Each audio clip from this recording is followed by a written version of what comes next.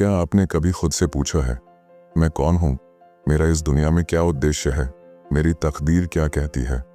हर इंसान के जीवन में कभी ना कभी ऐसा मोड़ आता है जब वो टूट जाता है, जब उसे समझ नहीं आता कि क्या सही है और क्या गलत, जब वो अकेला महसूस करता है, खोया हुआ, जब सब कुछ होते हुए भी दिल में एक अधूरापन सा लगता है। आपने भी कभी ना कभी ये महसूस किया होगा, कभी किसी रिश्ते में, कभी अपने करियर में, कभी अपने सपनों को पाने की कोशिश में। और जब जिंदगी सवाल पूछती है, तब हम सबको चाहिए होता है एक रास्ता, एक मार्गदर्शन, एक दिव्य ज्ञान जो हमें हमारे अस्तित्व का बोध कराए। और यही ज्ञान हमें मिलता है श्रीमद् भगवद गीता से। मैं आपका दोस्त राहुल और आज हम बात करेंगे श्रीमद् भागवत गीता की। गीता केवल एक ग्रंथ नहीं, एक पुस्तक नहीं, यह जीवन जीने की सबसे गहरी समझ है। यह कर्म और भाग्य का रहस्य है। यह हर उस सवाल का जवाब है जो आपके दिल और दिमाग में कहीं गहराई में दबी हुई हैं। कभी सोचा है अर्जुन कौन था? वो सिर्फ एक योद्धा नहीं था, वो हम सब की तरह ही एक साधारण इंसान था। कुरुक्षेत्र के मैदान में जब अर्जुन के हाथ कांप रहे थे, जब वो अपने ही अपनों के खिलाफ खड़ा था, जब उसे लग रहा था कि वो हार चुका है, कि अब आगे कोई रास्ता नहीं बचा, तब उसके साथ कौन था? श्री कृष्ण।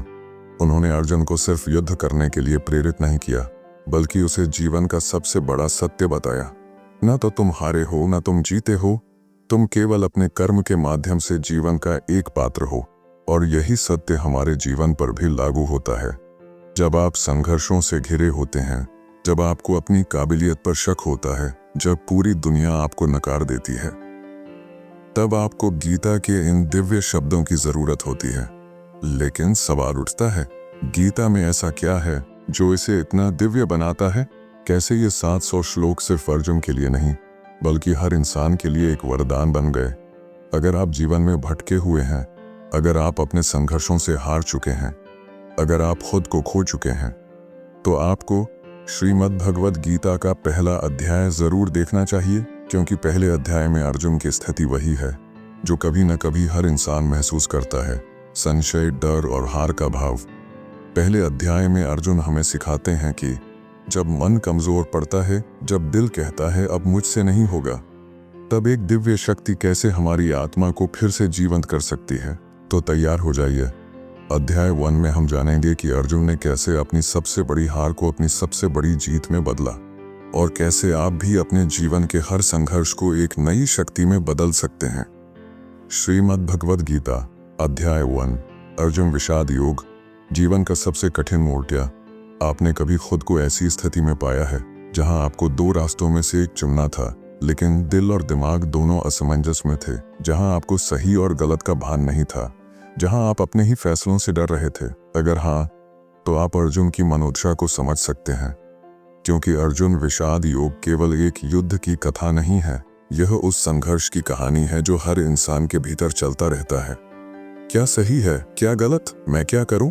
यह अध्याय बताता है कि जब हम जीवन के सबसे कठिन मोड़ पर खड़े होते हैं, तब हमारी सबसे बड़ी चुनौती क्या होती है? संशय, डर और भ्रम।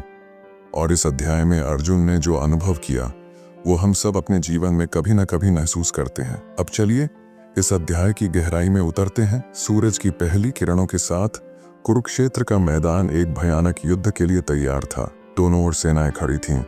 एक ओर कौरवों की विशाल सेना, दूसरी ओर पांडवों के वीर योद्धा। शंखनाद हो चुका था, युद्ध शुरू होने ही वाला था। लेकिन तभी अर्जुन ने श्री कृष्ण से कहा, हे केशव, मेरा रथ सेनाओं के बीच में ले चलो ताकि मैं अपने शत्रुओं को देख सकूं। श्री कृष्ण ने अर्जुन के रथ को दोनों सेनाओं के मध्य रोक दिया। अर्जुन ने अपने सामने उन योद्धाओं को देखा जिनके साथ उसने अपना पूरा जीवन बिताया था। भीष्म पितामह, आचार्य द्रोण, अपने कौरव भाई, अपने गुरु, अपने संबंधी। और तभी एक अजीब सी हलचल उसके मन में होने लगी। उसके हाथ कांपने लगे, धनुष गांडी उसके हाथ से छूटने लगा, उसकी सांसें तेज हो गईं, शरीर थरथराने लगा और उसकी आंखों में आंसू आ गए। अर्जुन, जो दुनिया का सबसे महान धनुर्धर था, जो कभी किसी युद्ध से पीछे नहीं हटा था, आज अपने ही अपनों को देखकर घबरा गया था। उसने श्री कृष्ण की ओर देखा और कहा, हे माधव, मैं यह युद्ध नहीं कर सकता। मैं अपनों को कैसे मार सकता हूँ? यह युद्ध केवल रक्तपात है, विजय का कोई अर्थ नहीं। मुझे कुछ भी अच्छा नहीं लग रहा। मुझे नहीं लगता कि यह धर्म का युद्ध है। हे केशव, मैं हार चुका हूं, मैं युद्ध नहीं करूंगा। अर्जुन का मन पूरी तरह से टूट चुका था। उसके हाथों से धनुष छूट गया और वह अपने रथ के कोने में बैठ गया। अर्जुन का द्वंद्व। हमारी जिंदगी की सच्चाई। क्या आपने कभी ऐसा महसूस किया है जब कोई कठिन निर्णय आपके सामने हो और आप उसे लेने की हिम्मत नहीं जुटा पाते? जब आपको ऐसा लगता है कि जो भी कदम आप उठाएंगे वो आपको अपनों से दूर कर देगा। कभी कभी हम भी अर्जुन की तरह होते हैं। किसी परीक्षा के समय, किसी कठिन परिस्थिति में, किसी जीवन निर्णय में हम भी वही प्रश्न पूछते हैं जो अर्जुन ने पूछा था। क्या मैं सही कर रहा हूं? अगर मैं यह करूं तो लोग क्या कहेंगे? क्या यह नैतिक है? अगर मैं हार गया तो क्या होगा? अर्जुन की यही मनोदशा अर्जुन विषाद योग कहलाती है। यह वह स्थिति है जब इंसान अपने कर्तव्य से भागना चाहता है, जब वह अपने ही विचारों से हार जाता है। लेकिन याद रखिए, यही वह मोड़ होता है जहां से परिवर्तन शुरू होता है। मैं आपका दोस्त राहुल, मैं आपको यह समझाना चाहता हूं, संशय ही सबसे बड़ा शत्रु है। जब हम अपने ही विचारों में उलझ जाते हैं तो हम सबसे कमजोर हो जाते हैं। अर्जुन की हार युद्ध में नहीं हुई थी, बल्कि अपने ही मन से हुई थी। कभी कभी हमें अपने कर्तव्य को समझने में समय लगता है। अर्जुन को भी यह समझने में समय लगा कि उसे क्या करना चाहिए। अगर आप भी किसी फैसले में उलझे हैं तो घबराइए मत, समय और सही ज्ञान से रास्ता मिलेगा। हमें सही मार्गदर्शन की जरूरत होती है। जब अर्जुन टूट चुका था तब श्री कृष्ण ने उसे राह दिखाई। जीवन में भी जब आप खुद को कमजोर महसूस करें तो सही मार्गदर्शक को खोजें। चाहे वह कोई गुरु हो, कोई किताब हो या स्वयं आपका अंतर्मन। हमें अपने डर को पहचानना होगा। अर्जुन का डर युद्ध नहीं था, बल्कि अपनों को खोने का था। हमें भी ये समझना होगा कि हमारा असली डर क्या है, हारने का, अकेले रह जाने का या असफल होने का। जब हम अपने डर को पहचान लेते हैं तभी हम उसे हराने की ताकत पाते हैं। अध्याय 2 में श्री कृष्ण अर्जुन को आत्मा, कर्म और कर्तव्य का सबसे गहरा ज्ञान देने वाले हैं। वह अर्जुन को समझाने वाले हैं कि हम केवल यह शरीर नहीं हैं, हम अमर आत्मा हैं। दोस्तों, क्या आप जीवन के रहस्य को समझना चाहते हैं? अगर आप यह जानना चाहते हैं कि हर डर को कैसे हराया जा सकता है तो आपको अध्याय 2 सांख्य योग देखना चाहिए। तो अब चलते हैं अध्याय 2 की तरफ। क्या आपने कभी खुद को ऐसे मोड़ पर पाया है जहां दिल कुछ और कहता है लेकिन दिमाग कुछ और, जहां भावनाएं रोकती हैं लेकिन कर्तव्य आगे बढ़ने को कहता है? अर्जुन भी इसी दर्द से गुजर रहा था। कुरुक्षेत्र में अपने ही अपनों के खिलाफ खड़ा वह टूट चुका था, हार चुका था, खुद से, अपनी सोच से। तभी भगवान श्री कृष्ण ने उसे वह ज्ञान दिया जो सिर्फ अर्जुन के लिए नहीं, हम सब के लिए था। सांख्य योग, एक ऐसा ज्ञान जो डर को मिटा दे, जो भटके हुए मन को रास्ता दिखाए, जो हमें कर्तव्य निभाने की ताकत दे। यही वह पल था जिसने अर्जुन को बदल दिया। यही वह ज्ञान है जो आज भी हमें सहारा दे सकता है। अब चलिए इस दिव्य अध्याय की गहराई में उतरते हैं। श्री कृष्ण बोले, हे अर्जुन, तू क्यों शोक कर रहा है? जिसे तू मारने की बात कर रहा है वह असल में कभी मर ही नहीं सकता, क्योंकि यह शरीर नाशवान है लेकिन आत्मा अमर है। मृत्यु का भय केवल एक भ्रम है। श्री कृष्ण ने अर्जुन को सबसे पहला और सबसे गहरा सत्य बताया। न कभी आत्मा का जन्म होता है, न उसकी मृत्यु होती है। जिसे तुम जीव समझते हो वह असल में शरीर नहीं बल्कि आत्मा है। शरीर नष्ट हो सकता है लेकिन आत्मा कभी नहीं मरती। फिर श्री कृष्ण ने एक अद्भुत उपमा दी। जैसे कोई पुराने कपड़े त्याग कर नए कपड़े धारण करता है, वैसे ही आत्मा पुराने शरीर को छोड़कर नया शरीर धारण करती है। सोचिए, हम जब किसी अपने को खो देते हैं तो हमें बहुत दुख होता है, लेकिन क्या वह वास्तव में समाप्त हो गए? नहीं, वे केवल शरीर छोड़कर चले गए हैं। उनकी आत्मा हमेशा जीवित रहती है। अगर हम इस सत्य को समझ जाएं, तो क्या हमें किसी भी चीज का डर रहेगा? क्या मृत्यु का भय हमें रोक पाएगा? कर्तव्य से भागना ही असली पाप है। जब अर्जुन ने श्री कृष्ण से कहा, हे माधव, मैं इस युद्ध को नहीं लड़ सकता, तब श्री कृष्ण ने उससे कहा, अर्जुन, क्या तू अपने कर्तव्य से भागेगा? क्या तू इस डर से कि लोग तुझे दोष देंगे अपने धर्म को त्याग देगा? क्या तू ये भूल गया कि तू एक क्षत्रिय है और तेरा कर्तव्य धर्म की रक्षा करना है? यही संदेश हमारे लिए भी है। हमारे जीवन में भी कई बार ऐसी स्थितियां आती हैं जहां हम अपने कर्तव्य से भागना चाहते हैं। हम डरते हैं कि लोग क्या कहेंगे, हम डरते हैं कि अगर हम असफल हो गए तो, हम डरते हैं कि हमें अपनों का साथ छोड़ना पड़ेगा। लेकिन श्री कृष्ण हमें सिखाते हैं, कर्तव्य से भागना ही सबसे बड़ा पाप है। जो अपने धर्म कर्तव्य से पीछे हटता है वह जीवन में कभी आगे नहीं बढ़ सकता। जो बिना फल की चिंता किए अपने कर्म करता है वही सच्चा योद्धा होता है। निष्काम कर्म, बिना फल की चिंता किए कर्म करना ही सच्चा योग है। श्री कृष्ण ने अर्जुन को कर्मयोग का सबसे बड़ा उपदेश दिया। हे अर्जुन, तू केवल कर्म कर लेकिन फल की चिंता मत कर। तुझे केवल अपने कर्तव्य का पालन करना है, फल देना मेरा कार्य है। तो दोस्तों, मैं आपसे यही कहना चाहता हूं कि अगर आप जीवन में सफल होना चाहते हैं तो जिद पकड़ लो।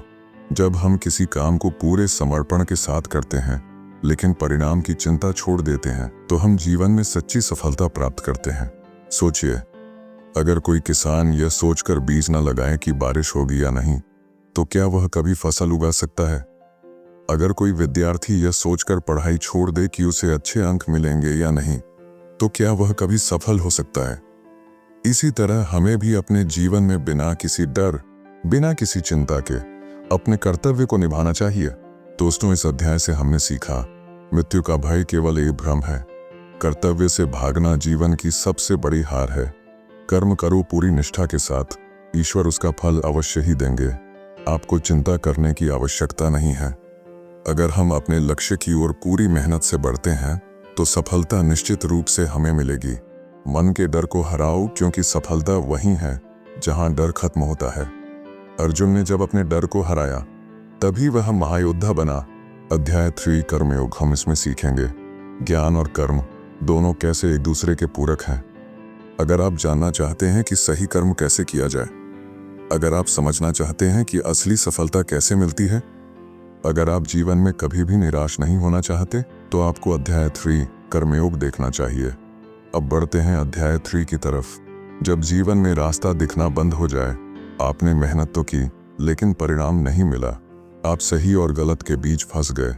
आप सोचते रहे कि क्या कर्म करना सही है और क्या नहीं। अगर हाँ, तो यह अध्याय आपकी जिंदगी बदल सकता है।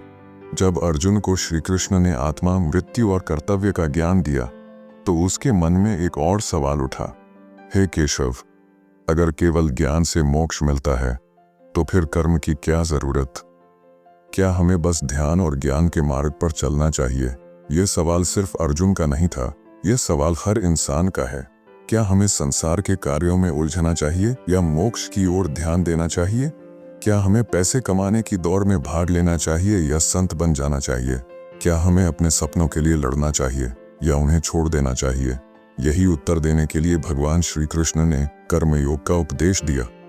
एक ऐसा ज्ञान जो न केवल अर्जुन को कुरुक्षेत्र में आगे बढ़ा सकता था, बल्कि हमारी भी जिंदगी में क्रांति ला सकता है। कर्मयोग, जीवन का सबसे बड़ा सत्य। भगवान श्री कृष्ण ने अर्जुन से कहा, हे अर्जुन, यह दुनिया कर्म के नियम से चलती है। जो भी इस संसार में जन्मा है वह कर्म करने के लिए बाध्य है। कोई भी व्यक्ति कर्म किए बिना नहीं रह सकता।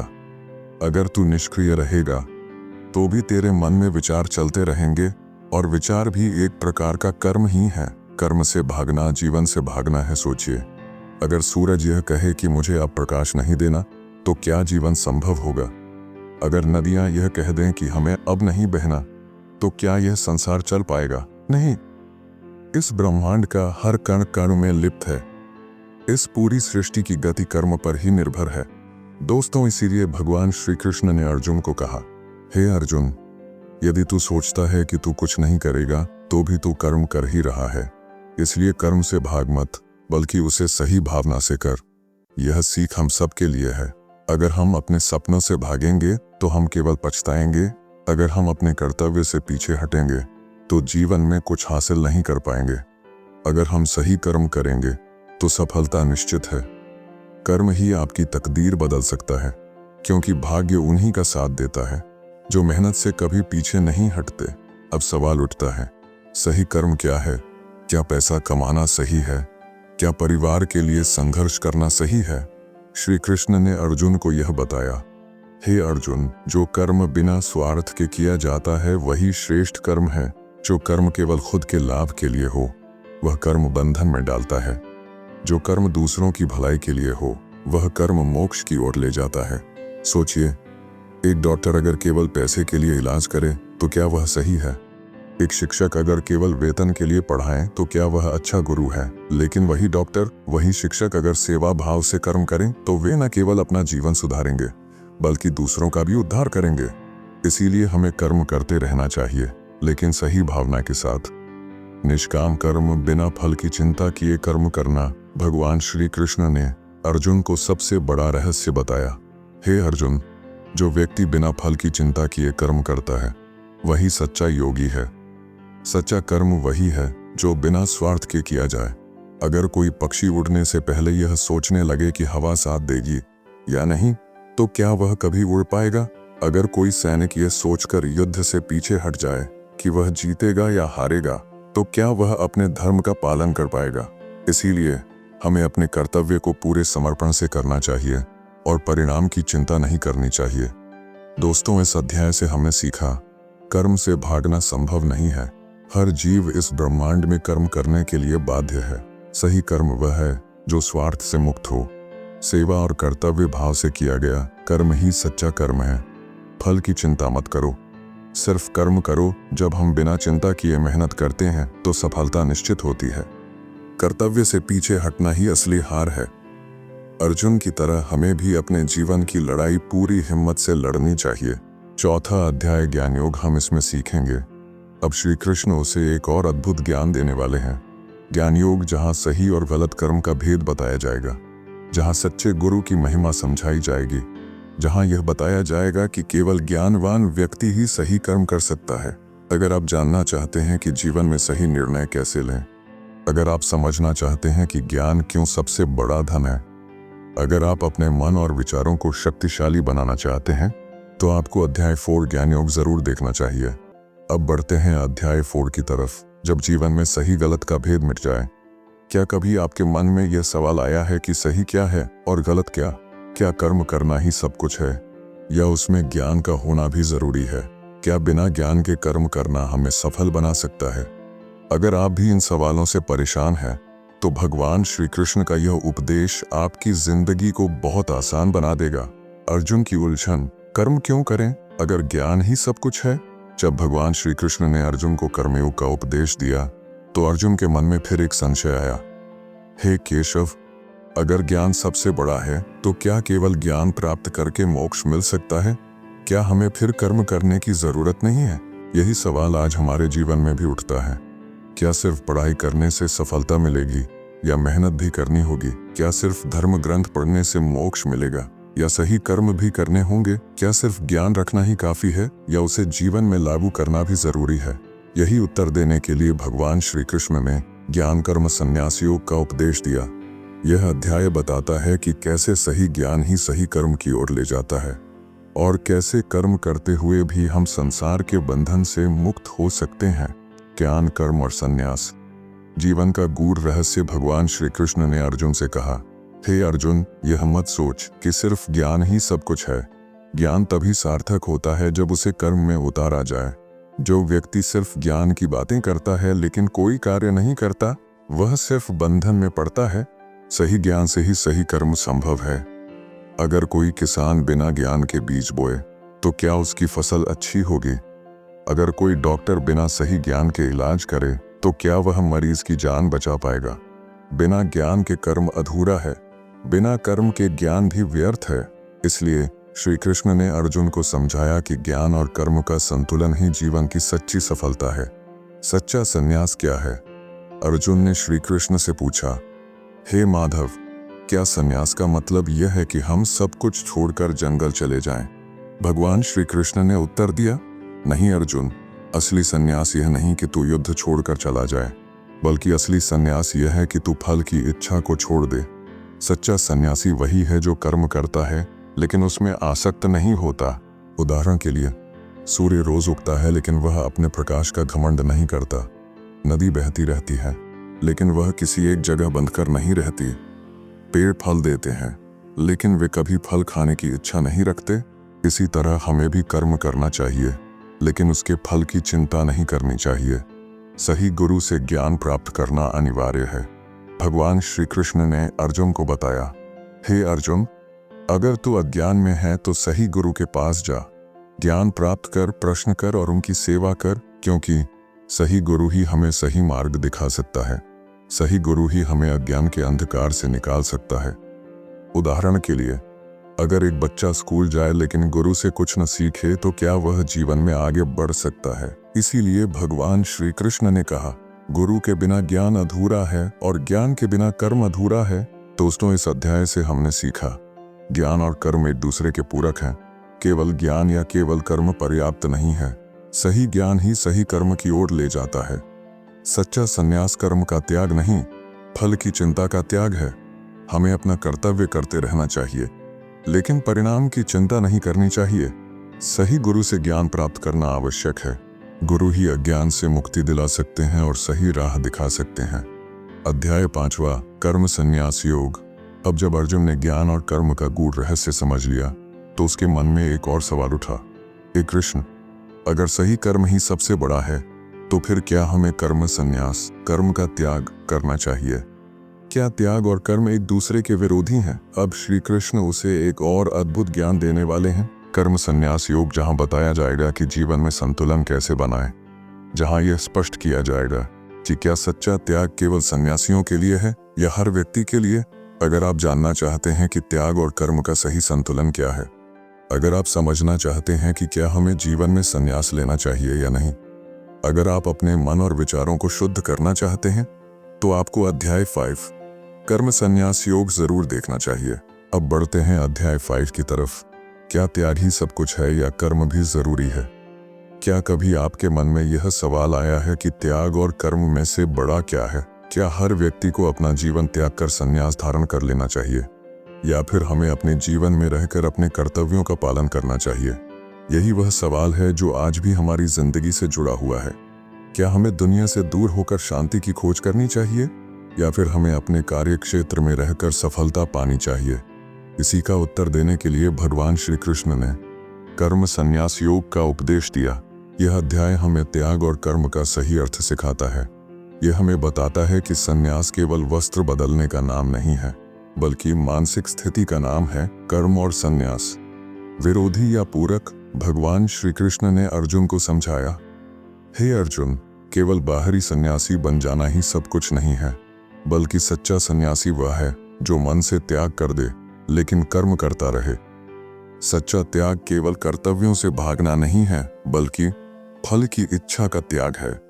उदाहरण के लिए, एक व्यक्ति घर परिवार त्याग कर जंगल में चला जाता है, लेकिन फिर भी मन में इच्छाएं बनी रहती हैं, तो क्या वह सन्यासी हुआ? दूसरी ओर, एक व्यक्ति अपने घर में रहते हुए भी इच्छाओं को त्याग कर निस्वार्थ भाव से कर्म करता है, तो क्या वह सच्चा सन्यासी नहीं हुआ?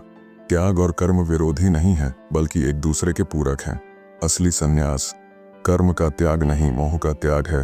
भगवान श्री कृष्ण ने अर्जुन को बताया, असली सन्यास यह नहीं कि तू अपने कर्तव्यों को छोड़ दे, बल्कि असली सन्यास यह है कि तू आसक्ति को छोड़ दे। जैसे कमल का फूल कीचड़ में खिलता है, लेकिन उसमें लिप्त नहीं होता। सूरज दुनिया को रोशनी देता है, लेकिन किसी चीज से जुड़ा नहीं होता। नदी बहती है, लेकिन कहीं भी ठहरती नहीं। यही असली सन्यास है, कर्म करते हुए भी उसमें लिप्त न होना। भगवान श्री कृष्ण ने कहा, जो व्यक्ति नफरत और मोह से मुक्त होकर कर्म करता है, वह असली सन्यासी है।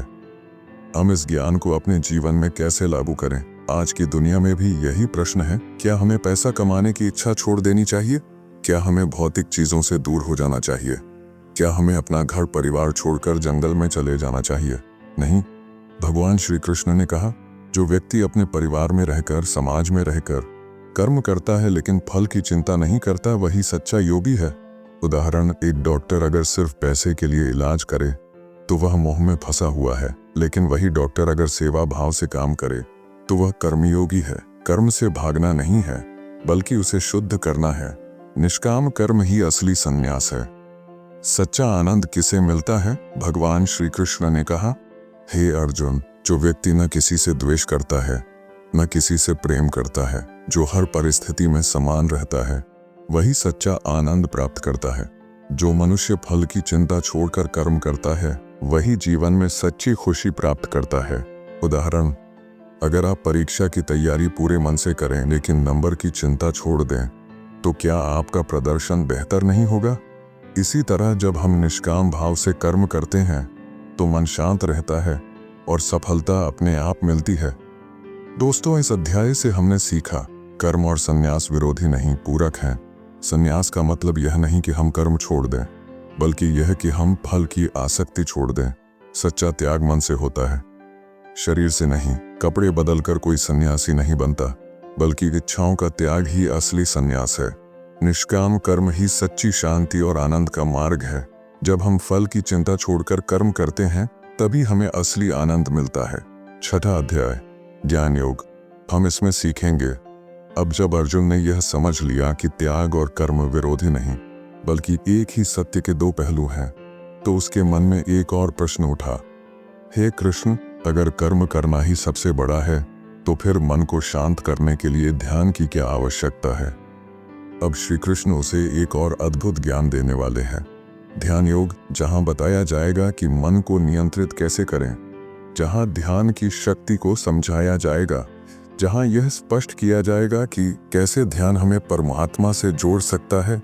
अगर आप जानना चाहते हैं कि ध्यान से जीवन कैसे बदल सकता है, अगर आप समझना चाहते हैं कि मन को स्थिर कैसे किया जाए, अगर आप अपने सोचने की शक्ति को कई गुना बढ़ाना चाहते हैं, तो आपको अध्याय 6 ध्यान योग जरूर देखना चाहिए।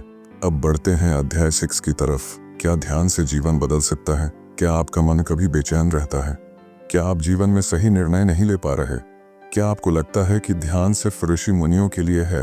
दोस्तों, अगर आप भी ऐसा मानते हैं तो यह अध्याय आपके लिए है। क्या सफलता केवल मेहनत से मिलती है या फिर मन की स्थिरता भी जरूरी है?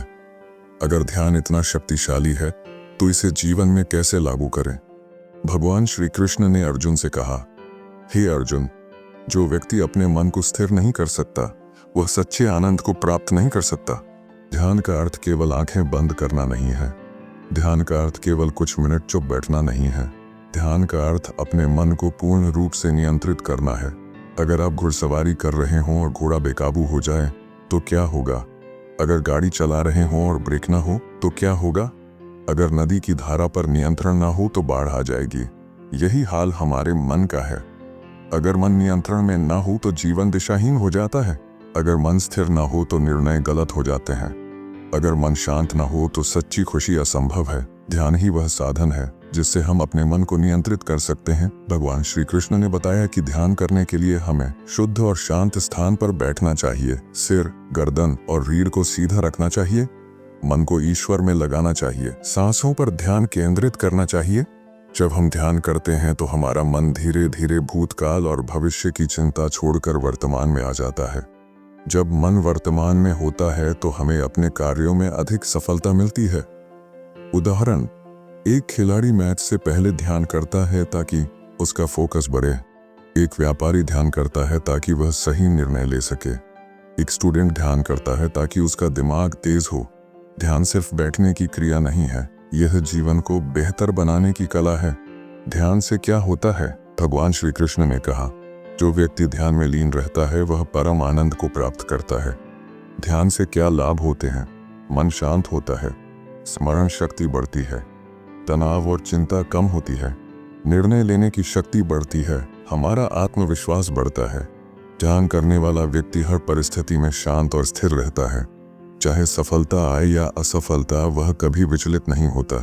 चाहे दुख आए या सुख, वह सदा संतुलित रहता है। जीवन में ध्यान क्यों जरूरी है? सोचिए, अगर अर्जुन ने युद्ध के समय ध्यान नहीं लगाया होता तो क्या होता? अगर अर्जुन का मन स्थिर नहीं होता तो क्या वह महाभारत जीत पाता? अगर अर्जुन मन से हार मान लेता तो क्या पांडवों की विजय होती? यही स्थिति हमारी जिंदगी की भी है। हर दिन हम भी एक युद्ध लड़ रहे हैं, समस्याओं से, निर्णयों से, भावनाओं से। अगर हमारा मन कमजोर होगा तो हम इस युद्ध में हार जाएंगे। इसलिए ध्यान करना उतना ही जरूरी है जितना भोजन करना। बिना भोजन के शरीर कमजोर हो जाता है, बिना ध्यान के मन कमजोर हो जाता है। अगर हम ध्यान करना सीख लें तो हमारी आधी समस्याएं वैसे ही खत्म हो जाएंगी। सच्चा योगी कौन है? भगवान श्री कृष्ण ने कहा, हे अर्जुन, सच्चा योगी वह नहीं जो केवल तपस्या करता है, बल्कि वह है जो ध्यान में लीन रहता है और संसार में प्रेम बांटता है। सच्चा योगी हर इंसान से समान प्रेम करता है। वह निंदा और प्रशंसा में समान रहता है। वह हर परिस्थिति में शांत और स्थिर रहता है। महान योगियों का जीवन इसका सबसे बड़ा उदाहरण है। गौतम बुद्ध ने ध्यान से आत्मज्ञान प्राप्त किया। विवेकानंद ने ध्यान से महान विचारों को जन्म दिया। महर्षि पतंजलि ने ध्यान से योग शास्त्र की रचना की। अगर हम भी ध्यान को अपने जीवन में लाएं, तो असंभव को संभव बना सकते हैं। दोस्तों, इस अध्याय से हमने सीखा, ध्यान केवल बैठने की प्रक्रिया नहीं, बल्कि जीवन को बदलने की शक्ति है। जो व्यक्ति मन को नियंत्रित कर लेता है, वह जीवन में हर चीज प्राप्त कर सकता है। सच्चा योगी संसार से भागता नहीं, बल्कि संसार में रहकर भी स्थिर रहता है। ध्यान हमें मानसिक शांति और सफलता दोनों देता है। जिस व्यक्ति का मन शांत होता है, वही सच्चा आनंद प्राप्त करता है। दोस्तों, इस वीडियो में मैंने अपना 101% दिया है। आज की स्थिति को देखते हुए मैंने भगवद गीता की यह खास समरी तैयार की है, जो हर स्टूडेंट, बिजनेसमैन और हर इंसान के लिए उपयोगी साबित होगी। अगर आपको यह वीडियो पसंद आए तो लाइक और शेयर जरूर करें और हमारे चैनल बुक मंत्र को सब्सक्राइब करें। साथ ही बेल आइकन दबाना ना भूलें, ताकि आगे आने वाली मोटिवेशनल और लाइफ चेंजिंग वीडियो आप मिस न करें। अब मिलते हैं अगली वीडियो में, आपकी जिंदगी में सफलता और खुशियों की शुभकामनाओं के साथ।